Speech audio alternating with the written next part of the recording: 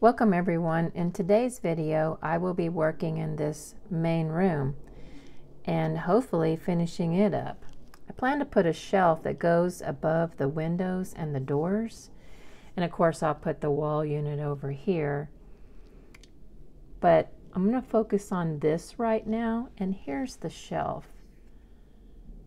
It's a long shelf and it's going to go this whole length, something like that.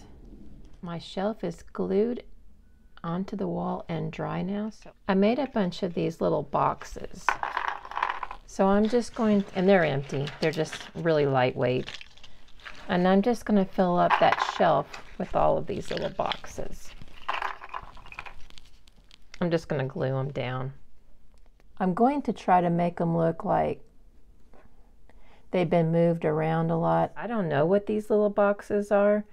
I always see them when I'm looking at pictures of old general stores, and the only thing I can think of is it's just probably some extra stock that they have. I'm trying not to keep the sizes all the same. I have two different sizes, kind of a square one and a rectangle one. I'm going to finish up gluing these boxes and then I will be right back. All of the little boxes are glued in now. I'm hoping to try to make a little cafe curtain for each one of the windows. You can't have the Old West without some lace curtains. Here's my little curtain rod I made. It's the same width of the window including the frame, and I painted it with black paint, and then I used Mod Podge and this Pearl X pigment powder. This one's the antique copper, same as the doorknob color, and I mixed them together and then I painted it over the black. I put a pin showing me how wide I need to make my little curtain. And here's my lace. I've done this a lot with fabric, but I haven't done it with lace.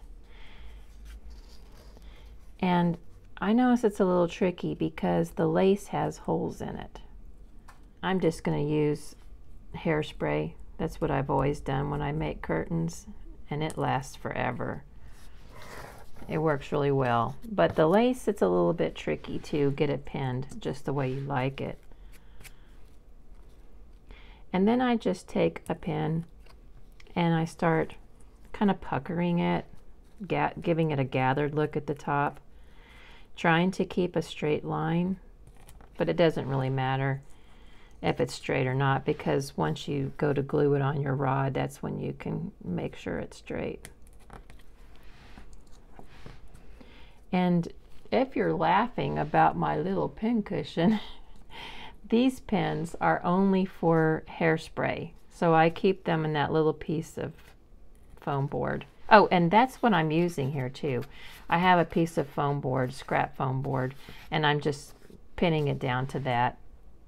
So these needles are specific for when I make curtains. I use one of these longer ones to help me position the fabric or lace where I would want it.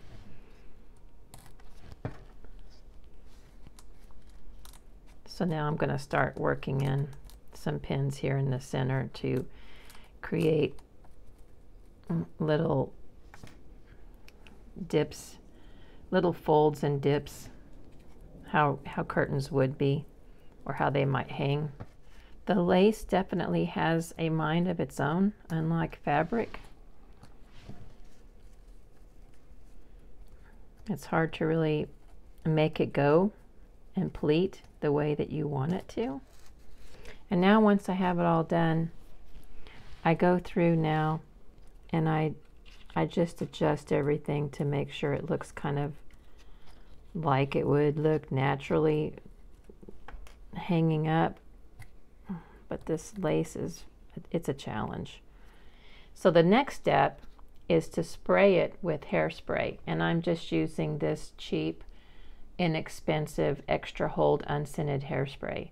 I would spray it on camera and put something to protect my surface, but I have everything laid out that's going to go inside of the General Store, so I don't want hairspray all over everything, so I'm going to do this off camera. Okay, it feels dry now. And I forgot to mention, but on the other one, I did two coats of the hairspray. Usually I'll do one for fabric, but this I noticed it feels like it needs to have two. And I'm carefully taking the pins out to not disturb it a lot. And I keep the outer pins in until I get near the very end, just to see how it's acting, in case I have to spray it some more with some hairspray. But you can see that the hairspray is holding it pretty good, so I think it's going to be okay with the two coats. I'm holding my fingers on it while I pull the pin out. Okay, it's held its shape pretty good. And now I'm going to, you see how it stretched out a little bit past the rod that I made, but it's okay because as you're gluing it, you can kind of push it inwards. Okay, and now I just put a little drop of glue on the very beginning of the rod, just to get this started. Getting it started is the hard part. And I'm not going right to the edge. I'm leaving a little bit of an overlap. That way it looks like that's the hem and the casing that the rod is running through. I'm starting to travel upwards, so I need to work myself down. It's starting to go uphill.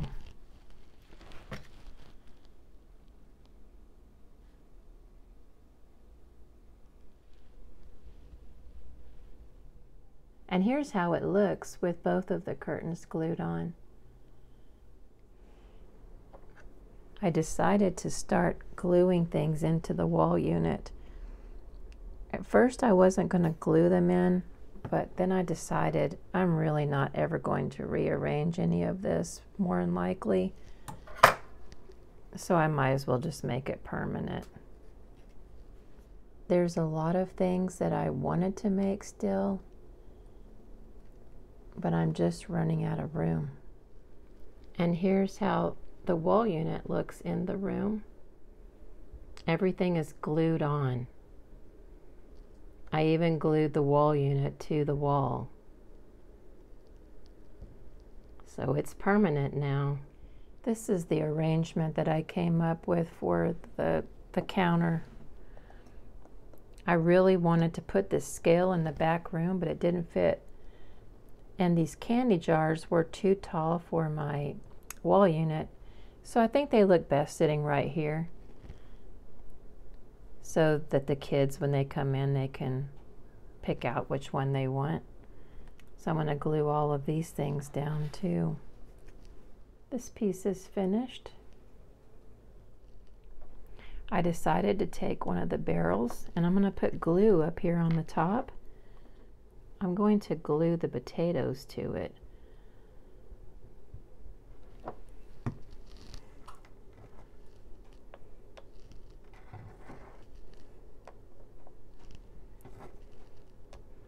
Trying to make them look random.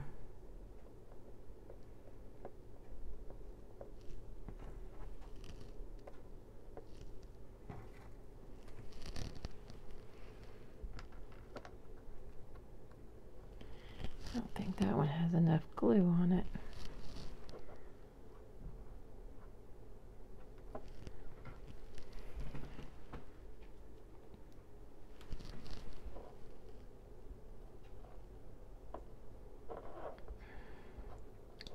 I'm trying to cover up the top the best I can.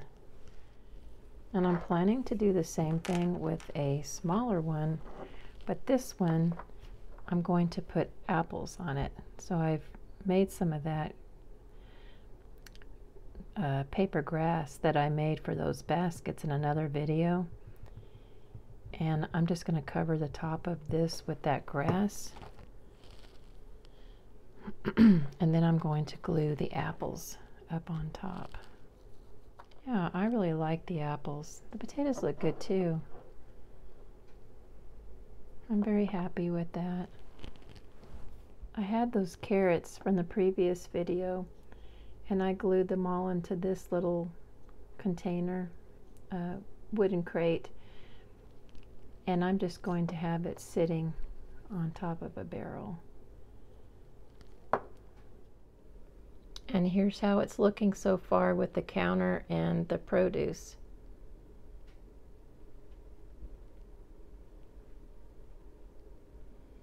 I also glued the wall phone on.